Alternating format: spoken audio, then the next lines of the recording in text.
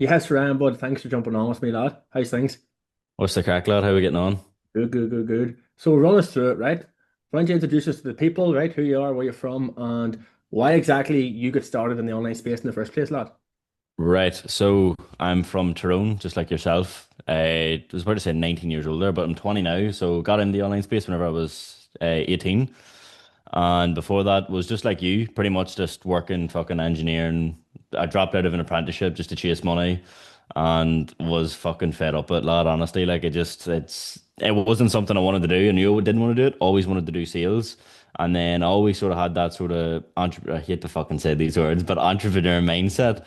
And I looked into so many online things before in the past, never actually gave it a go. And then, stumbled across you talking about sales, talking about doing it online, and I just said, fuck it, it's right up my alley. So that was the main thing that sort of just got me into it. Okay. So you talked about that you're obviously in the engineering first, because for you, you were a fitter, right? And for an engineering company. Yeah, McCluskey's. Right. So in saying that, then what exactly was going on with the work to make you want to jump into this in the first place? Because you said there as well, you looked in different online ventures, never gives them a go. So what actually motivated you to want to jump into this?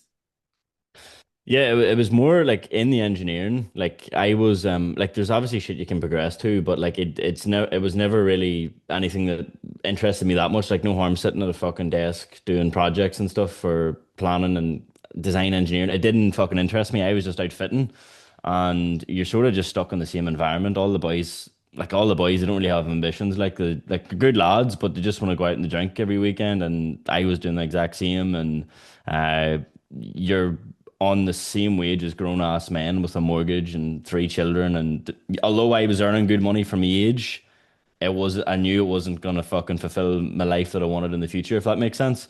And then yeah, I looked into a few online business models. Like I looked into crypto, lost money in it, gave up on the online space. Then I looked into Amazon FBA. That was a big one. Um, see, the thing is, Conrad, whenever I say I looked into these things, I didn't actually fucking do jack shit about it. I looked into it as in I searched it up in TikTok, and maybe that was about the height of it. So for you then, right? Since you got started, run us through it. You got up and going with ABC. Talk us through the journey, what actually happened. Yeah, so I reached out to you, and at first I was like, fuck, I don't know. Like, I was a little bit like skeptical with anything, especially with what happened to me with the crypto. I was skeptical at first, but then the way I sort of seen it, I was like, right, well, what the fuck is there to lose here? Do you know what I mean? Like, what else am I gonna do? Go out and drink every weekend? Mm. So there was just that sort of barrier that sort of stepped me across, and then I think it was just sort of seeing your progress and just seeing somebody who lived close to me where I was like, yeah, nah, I just fuck it. I'm just gonna go for it. So I started back in April 2024, start of April, and pretty much like just from there and then, I wasn't looking after myself in terms of the gym or anything. I just dropped everything and just focused on learning, going through the modules, joining coaching calls, getting up. At that time, they were early in the morning. At least they're accommodated to a lot of the Irish lads now. Back then, it wasn't. And I was just really like 4 hours of sleep every night, and I just fucking worked my ass off. And I think I got a set rule 9 days in.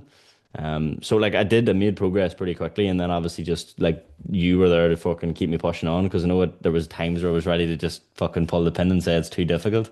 Mhm. You were. Well, we got there in the end. Yeah, I got there in the end, boy. So right, you got a set and roll 9 days in, right? Yeah. And then for you, you obviously you like sales, so you got a closing roll. So talk us through that. How long did it take you then to actually get a closing roll, get up and going, and actually leave the engineering behind?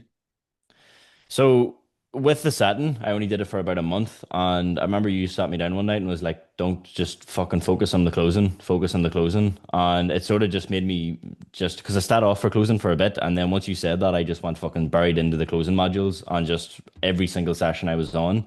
I pretty much just got picked for a closing role 2 months in. It's weird, like because I remember at the very start of ABC, they get you to write out your goals and they say everything right. This is the timeline you need to do it. And at first I thought that was a load of shit, but every single one, I kid you not, I hit within that time frame. So got a closing role within 2 months, and it was just doing a part time just in the evenings. ABC basically just helped me out. They picked me out, gave me a role, and after the first month, like I was it. Like I had completely replaced my income, and it was nerve wracking as fuck. A part of me wasn't gonna do it, And then you called me a bitch and told me to quit my job. So I just enough shit from the manager just pushed me over the edge, and then was full time in the third month then. 3 months in, then full time out of the job, full closing full time, and you got to roll in with ABC. Yeah. In saying that, lad, how was the transition for you? Obviously, going from being on the tools to now obviously working remotely from home. Then, It was, see, at first, lad, I'll be honest, at first it was fucking, I took it for granted. Like, because I was making the exact same doing a part-time. And then whenever I went full-time, I did slack off a little bit. I was like, look, nobody's telling me to get up and out of bed in the morning anymore. I have my own hours. I can do whatever I want to, is whatever I please.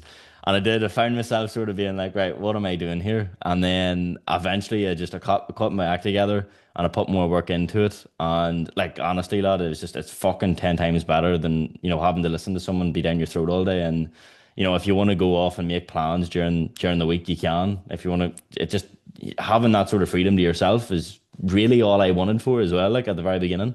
yeah, and obviously for you, lad, like you've done the work. You talk about that. You put in the work, done the hard work. You progressed on then as well, out of closing into a management role then inside of ABC. Yeah, so I think it was in around October. It was whenever I went fucking traveling, lad. Like that's actually one of the main things I meant to say there in that last thing you asked me. The ability to travel. Like I went straight into once I started seeing consistent income, lad, like I was straight off into Thailand, into Bali. That's one of the main things that I wanted with this, not being tied down to a certain place. But yeah, it was whenever I was in Bali, I had a fucking deadly month in sales.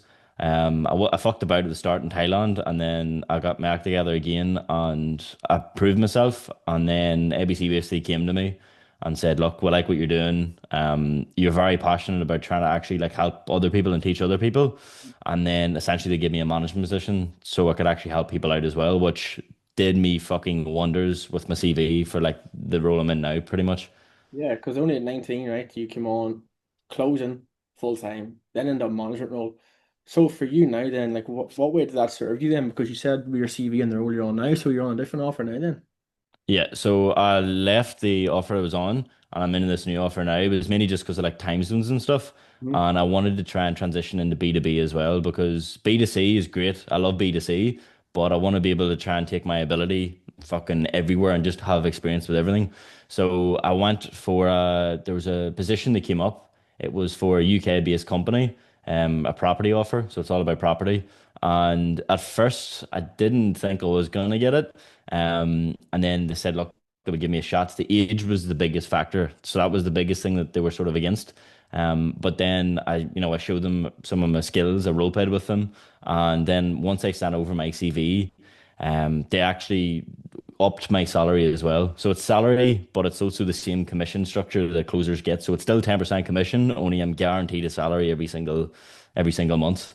So from there, I've seen my CV with the management. They pretty much just upped it right away. So I remember the recruiter fucking ringing me up, telling me it was the best feeling in the world. Like, Nice, man. So what price is the offer now that you're on then? so in terms of what's the price point that I'm selling? Yeah. See, this is the thing that I do like about it as well. So it ranges. So I could be selling something at £1,000 all the way up until 22,000. So like there's fucking endless opportunities to be selling whatever. It's like you're not just selling the one thing. There's so many different packages that you can sell to. And as well as that, you build like a relationship with your client as well. So you build a relationship with them.